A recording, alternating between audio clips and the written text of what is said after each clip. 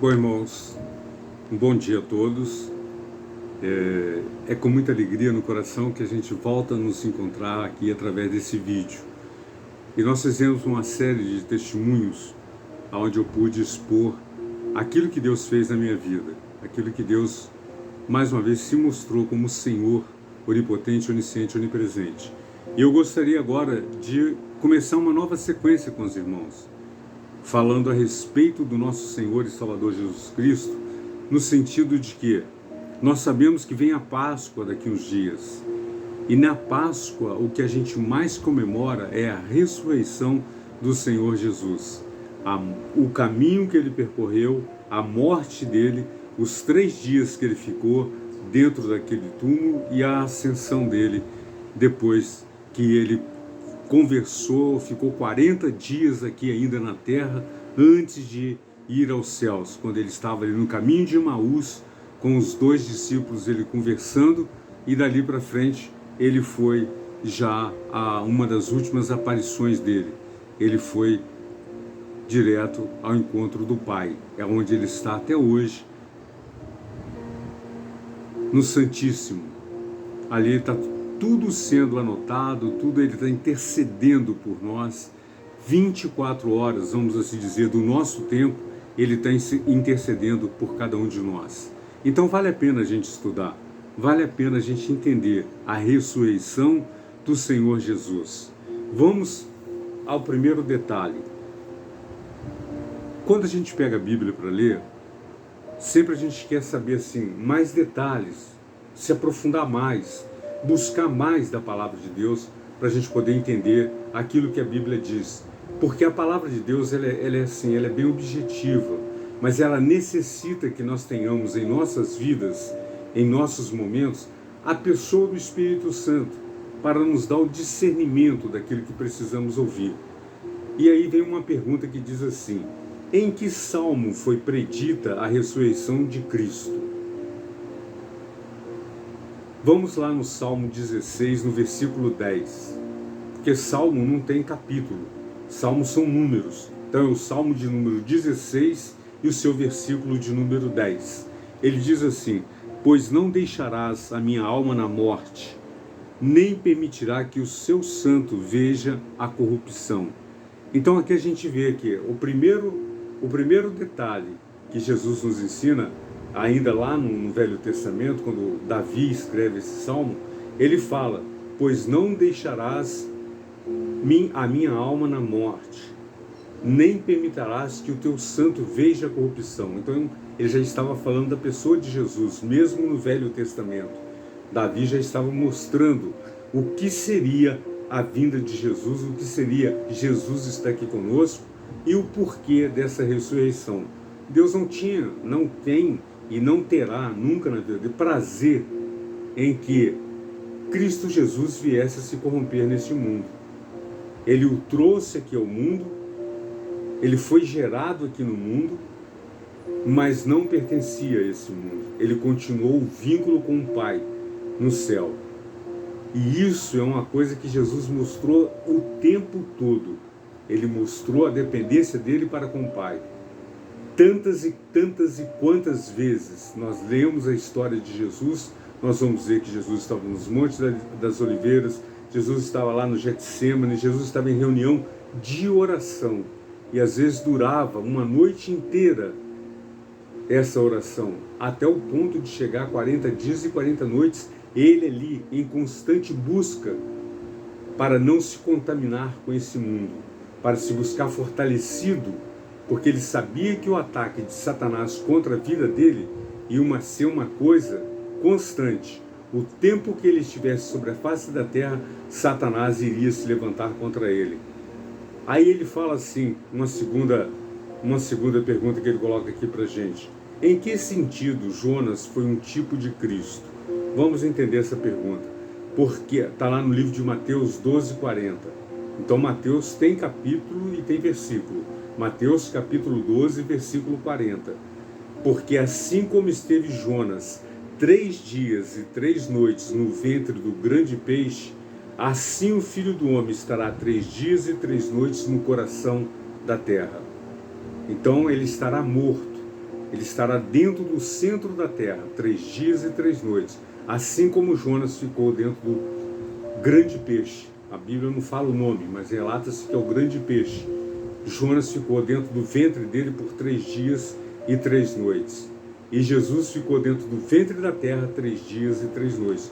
Por isso ele está falando aqui em que sentido? É no sentido de que ele ficou numa escuridão, ele ficou numa dependência total de Deus. Jonas não tinha força nenhuma para sair de dentro do ventre daquele grande peixe, mas Deus ordenou que Jonas saísse e fosse julgado lá na praia, para ele poder ter continuidade na sua vida. E nada dele foi quebrado, nada dele foi mutilado, nada dele foi destruído. Assim como Jesus ficou 3 dias e 3 noites naquele túmulo, ao sair daquele túmulo, ele saiu perfeito, ele saiu íntegro. Todas aquelas chibatadas, todas aquelas... As únicas coisas que ficaram foi o sinal dos cravos nas mãos, né, nos pés, e ficaram aquela ferida da espada. Então a única coisa que a gente tem de relato é que ficaram as marcas do homem sobre a pessoa de Jesus Cristo. Por quê? Porque um dia Tomé ia pedir essa prova. Então já estava tudo dentro dos planos de Deus. Deus já tinha conhecimento de tudo que ia acontecer. Aquele período de Jesus sobre a face da terra, no período da morte dele, no período da ressurreição e quando ele voltasse aos discípulos.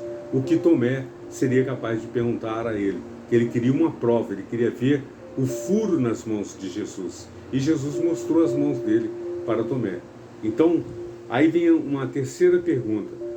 Com quais palavras positivas Cristo predisse a sua ressurreição? Ou seja, ele disse antes mesmo de acontecer. Quais foram as palavras positivas? Ele fala, está lá no livro de Mateus, capítulo 16, versículo 21. Diz assim: desde esse tempo começou Jesus Cristo a mostrar a seus discípulos que lhes era necessário seguir para Jerusalém e sofrer muitas coisas dos anciãos, dos principais sacerdotes e dos escribas, ser morto e ressuscitado no 3º dia. Então a gente vê que tudo isso Jesus já tinha dito para os próprios discípulos dele, que acompanhavam, que andavam junto com ele. Então a gente vê a importância das palavras de Jesus, dos ensinamentos de Jesus, daquilo que ainda estava por acontecer, mas que para Jesus já estava traçado desde os céus, para que quando ele viesse aqui na terra, fosse cumprido dessa forma, dessa maneira, com que relata Mateus aqui no capítulo 16, no versículo 21. Ele diz assim: reunido eles na Galileia, disse-lhes Jesus: o Filho do Homem está para ser entregue nas mãos dos homens, e estes o matarão, mas ao 3º dia ressuscitará. Ainda dentro do livro de Mateus, no capítulo 17, um pouquinho para frente, nos versículos 22 e 23. Então você vê que em momento algum foi surpresa para Jesus tudo aquilo que aconteceu lá no Monte das Oliveiras. Nada daquilo que aconteceu foi coisa premeditada por homens, por adivinhos, nada disso. Foi tudo uma determinação de Deus. Foi tudo um plano de Deus traçado entre ele, o Filho e o Espírito Santo desde os primórdios da criação. Então a gente vê assim, isso aí nós lemos ali em Mateus 17, ainda tem um pouquinho mais aqui dizendo assim, dizendo, é necessário que o Filho do Homem sofra muitas coisas, seja rejeitado pelos anciãos, pelos principais sacerdotes e pelos escribas, seja morto e no 3º dia ressuscite. Está lá em Lucas 9, 22, Mateus 20, dos versículos 17 e 19. Então a gente vê assim, que a palavra de Deus, a vivência de Jesus aqui na terra, ela está interligada com a presença de Deus lá no céu. E essa interligação se faz presente em nossas vidas, em nossos dias, por aquilo que está escrito na palavra de Deus. Então, hoje nós vamos falar mostrando os caminhos da ressurreição de Cristo. Não foi nada surpresa o que Jesus passou aqui na face da terra. Jesus não foi apanhado de uma hora para outra. Os planos de Deus foram se cumprindo. E à medida que esses planos foram se cumprindo, a palavra de Deus foi se enriquecendo. E hoje a gente vê que nós temos o poder que nos é dado por essa maravilhosa palavra. Eu posso crer sem dúvida que o meu Jesus já tinha tudo programado para que aconteceu com ele aqui sobre a face da terra. Então a gente vê que é muito bom a gente meditar na palavra. É muito bom a gente ver aquilo que o Senhor tem para nos ensinar. A palavra, ela é viva, ela é eficaz, ela é poderosa. Eu não vou estender muito esse vídeo para que a gente possa fazer mais durante o decorrer dessa semana. Então eu vou deixar aqui essa primeira parte que mostra que o próprio Senhor não foi enganado, que ele não foi ludibriado, que as palavras de Deus para ele não tiveram nenhum processo de mentira ou de engodo. Tudo que se foi falado no céu se cumpriu aqui na terra. Por isso nós comemoramos no domingo a ressurreição de Jesus. Nós não nos prendemos a ovo de Páscoa, nós nos prendemos à alegria de saber que o nosso Deus ressuscitou ao terceiro dia. Então que fique aqui essa palavra para você, meu amigo, para você, minha amiga.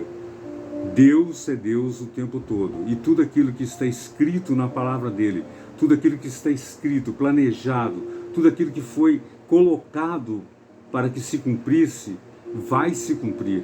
Tem muitas coisas que nós ainda vamos estudar, vamos entender que vão se cumprir, porque os dias são maus, e Jesus nos fala que não haveria dias melhores, os dias cada vez seriam piores em termos da desobediência que o homem estabeleceu entre ele e Deus. Então que Deus nos abençoe.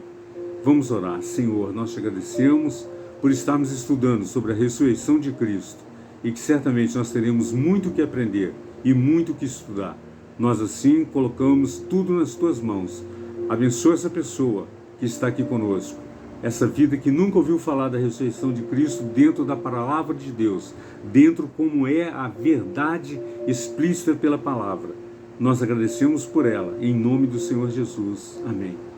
Amém, meu irmão. Nos ajude inscrevendo, compartilhando e apertando ali o sininho para toda e qualquer necessidade sua. Quiser passar uma mensagem para a gente, pode passar. Nós estamos aqui prontos a receber. E aquilo que for possível fazermos por você, nós faremos. Em nome do Senhor Jesus. Amém.